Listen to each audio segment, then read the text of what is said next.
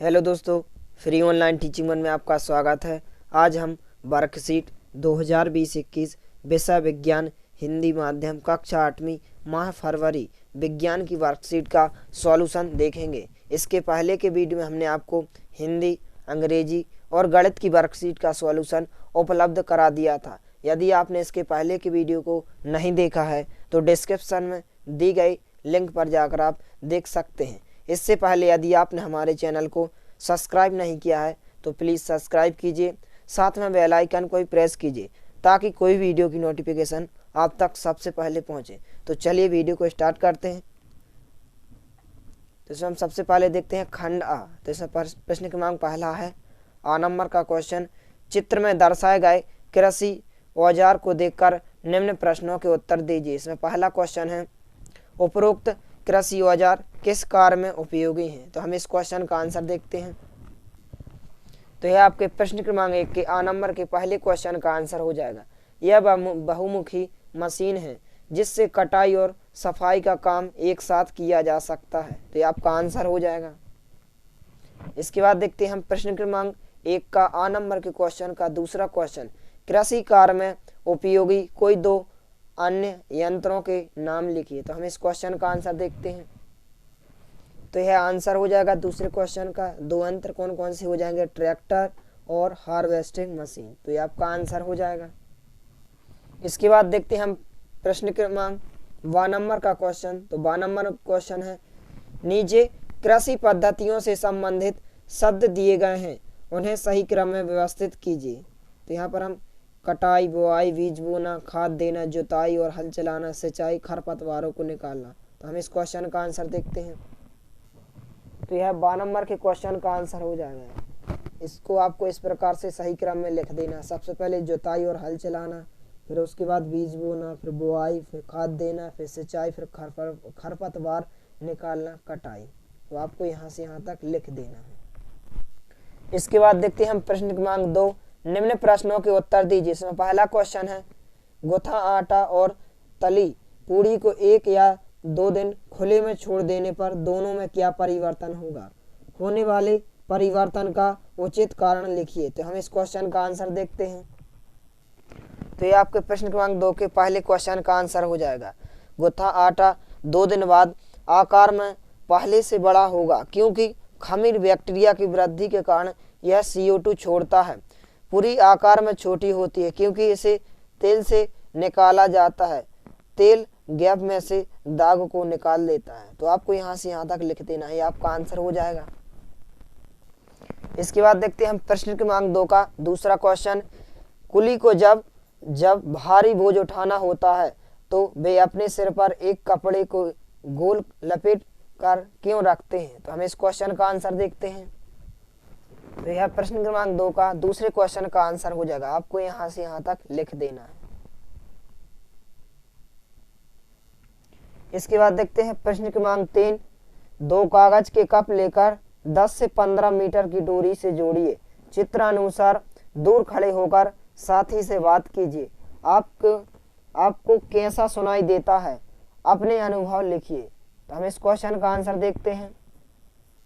तो यह प्रश्न क्रमांक 2 का तीसरे क्वेश्चन का आंसर हो जाएगा। आवाज बहुत कम सुनाई देती है परंतु कंपन सुनाई देती है। अब सा लगता है जैसे फोन में बात हो रही हो। इसके बाद देखते हैं हम प्रश्न क्रमांक 3 निम्न प्रश्नों के उत्तर दीजिए। इसमें पहला क्वेश्चन है रसोई घर में काम करते समय पॉलिस्टर से बने वस्त्र क्यों नहीं पहनना चाहिए? तो हम इस क्वेश्चन का आंसर देखते हैं। तो यह आपके प्रश्न क्रमांक 3 के पहले क्वेश्चन का आंसर हो जाएगा। पॉलिस्टर एक संश्लेषित रेशा है जो शीघ्र आग पकड़ लेता है और पिघलकर शरीर से चिपक कर दर्द भरी जलन पैदा करता है। इसलिए रसोई में काम करते समय पॉलिस्टर के कपड़े नहीं पहनना चाहिए। तो यह आपका आंसर हो जाएगा। आपको यहाँ से यहाँ तक लिख देना। इसके बाद देखते हैं हम प्रश्न क्रमांक 3 का दूसरा क्वेश्चन।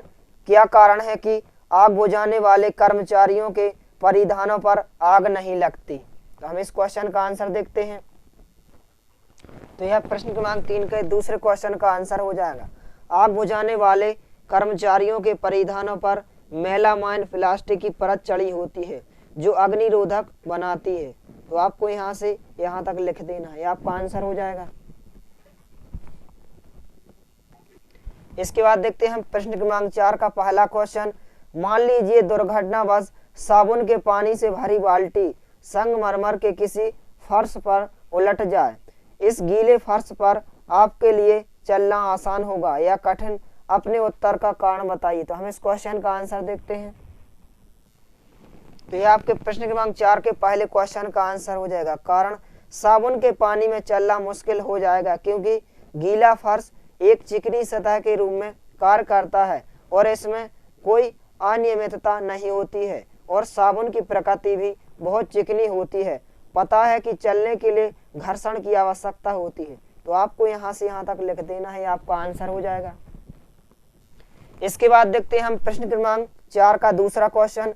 तड़ित झंझा के समय हमें क्या करना चाहिए और क्या नहीं करना चाहिए? अपने शब्दों में उत्तर लिखिए। तो हम इस क्वेश्चन का आंसर देखते हैं। तो ये आपके प्रश्न क्रमांक 4 के दूसरे क्वेश्चन का आंसर हो जाएगा। तड़ित झंझा या तूफान के समय खुला स्थान सुरक्षित नहीं होता, फिर घर अथवा छत के अंदर की जगह ही सुरक्षित स्थान है।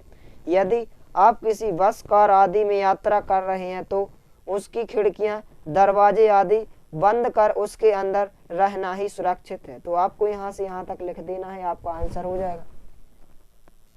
इसके बाद देखते हैं हम प्रश्न क्रमांक 5। खाना पकाने हेतु कोयले का उपयोग एक ईंधन के रूप में वर्षों से किया जा रहा है। क्या आप बता सकते हैं कि हमें कोयला कहाँ से प्राप्त होता है और कोयला बनता कैसे है? साथ ही यह बताइए कि हमें कोयले का उपयोग कम क्यों करना चाहिए? तो हम इस क्वेश्चन का आंसर देखते हैं। तो ये आपके प्रश्न क्रमांक 5 का आंसर हो जाएगा। आपको यहाँ से यहाँ तक लिख देना है।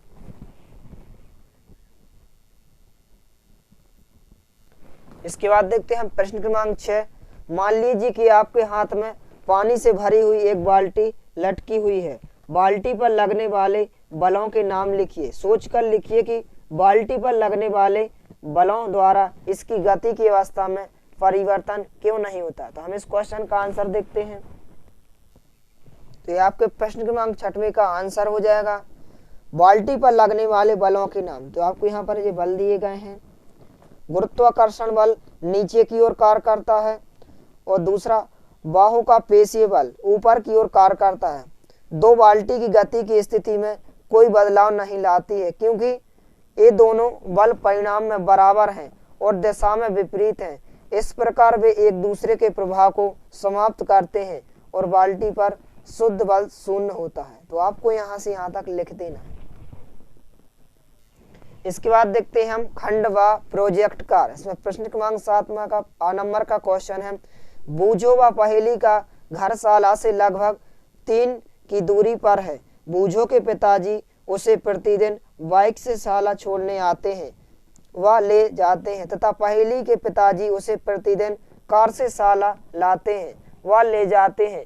बूझो के पिताजी को प्रतिदिन बाइक से शाला आने पर जाने में 1/2 लीटर पेट्रोल लगता है, जबकि पहेली के पिताजी को कार से प्रतिदिन शाला आने व जाने में 2 लीटर डीजल लगता है। इसमें पहला क्वेश्चन है, अपने माता पिता या अभिभावक की सहायता से पूछकर निम्न तालिका को पूर्ण करें। तो इस प्रकार आपको तालिका को पूर्ण कर लेना। यहाँ पर 3 लीटर पेट्रोल, 12 लीटर पेट्रोल और यहाँ पर 12 लीटर पेट्रोल और 48 लीटर पेट्रोल। इसके बाद देखते हैं हम दूसरा क्वेश्चन। वर्तमान में 1 लीटर पेट्रोल का कुल मूल्य खालिस्तान रुपए। तो बूझो के पिता द्वारा एक सप्ताह में कुल कितनी राशि का पेट्रोल खर्च होगा? तो यहाँ पर 1 लीटर पेट्रोल का कुल मूल्य कितना है? 94 रुपये। तो इसमें एक सप्ताह में कुल कितनी राशि होगी? किसके? बूझो के पिता द्वारा। तो इस पे हम 94 गुणित 3, तो यहाँ पर कुल कितना आ जाएगा? 282 रुपये का पेट्रोल खर्च होगा। इसके बाद देखते हैं हम तीसरा क्वेश्चन। वर्तमान में 1 लीटर डीजल का कुल मूल्य कितना है? 86 रुपये। तो यहाँ पर आपको 86 रुपये लिख देना है। पहेली के पिता द्वारा 1 माह में कुल कितनी राशि का डीजल खर्च होगा? तो आपको इस प्रकार से हल कर लेना है। तो यहाँ पर खर्च कितना होगा? 4128 रुपये का डीजल खर्च होगा।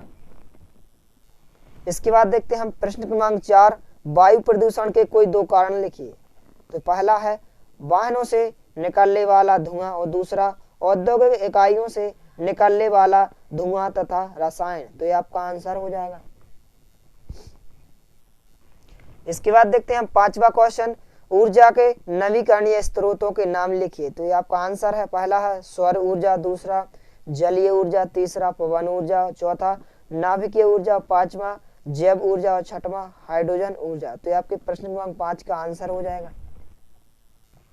इसके बाद देखते हैं 12 नंबर का क्वेश्चन, अपने आसपास के 10 विद्यार्थियों की आयु एवं उनकी लंबाई का पता लगाइए।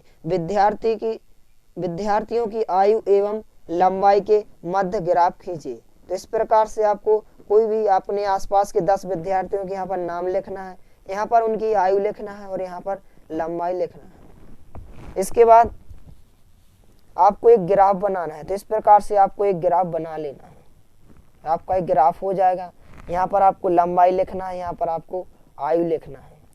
यदि वीडियो पसंद आए तो प्लीज़ लाइक कीजिए, दोस्तों के साथ शेयर कीजिए और यदि आपने हमारे चैनल को सब्सक्राइब नहीं किया है तो प्लीज़ सब्सक्राइब कीजिए। धन्यवाद।